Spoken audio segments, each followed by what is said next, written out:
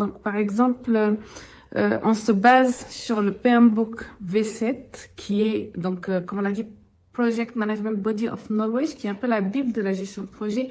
V7, c'est une version qui est apparue en 2021, à la suite de la version V6. La version V6, c'était une version très orientée processus.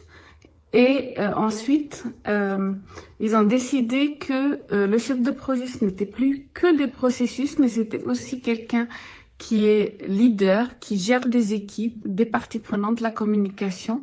Donc, ils lui ont donné une dimension people et quelqu'un aussi qui doit comprendre le business, qui doit connaître dans quel contexte son projet est, en quoi sa réussite va impacter les résultats de l'entreprise et pourquoi on choisit ce projet dans son entreprise plutôt qu'un autre. Et donc ça, c'est une partie business. Donc aujourd'hui, le PMBOK V7, il ne rentre pas dans le détail des processus, mais il s'attend à ce que le chef de projet connaisse les processus projet. Donc il y avait le PMBOK V6 qui n'est plus distribué, qui est maintenant le Process Guide.